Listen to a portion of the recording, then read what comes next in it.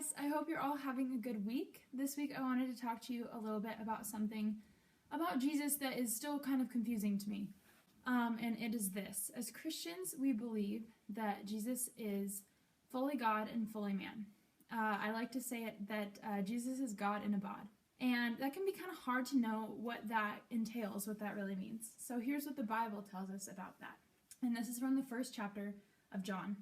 And it says, "In the beginning was the Word, and the Word was with God, and the Word was God. He was in the beginning with God. All things were made through him, and without him was not anything made that was made."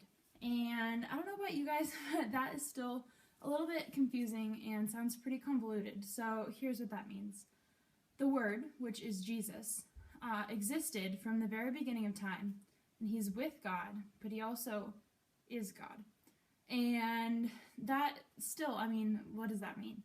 So there's this thing, it's called the Holy Trinity, and it's God, Jesus, and the Holy Spirit. All three exist at the same time in the Christian belief, but they're one entity. And the best way I can think to describe that is if you think about the three-headed dog from Harry Potter, it's kind of like that. So then John goes on to say later on that Jesus is the Word made flesh. And the best way I've read this is from the Message version of the Bible.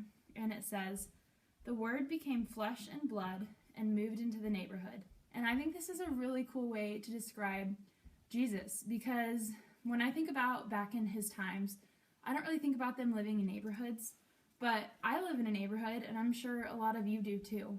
And so it's really relatable in that sense. Jesus moved in, like next door to you. Jesus just moved in, and he lived and did everything that like a normal person would do. He experienced everything that like you experience, I experience, our parents. If he was around now, I would like to think that he would probably be quarantining in his living room, just like we're doing, binge watching Netflix and eating all the chips. But maybe he'd be using that godly part of himself to go out and heal the sick. And that's the coolest thing about Jesus, is that he could do both. I hope this quick little talk just brought you a little bit more clarity about Jesus and just about what we believe as Christians. I hope you all have a great weekend, and I'll see you soon. Bye.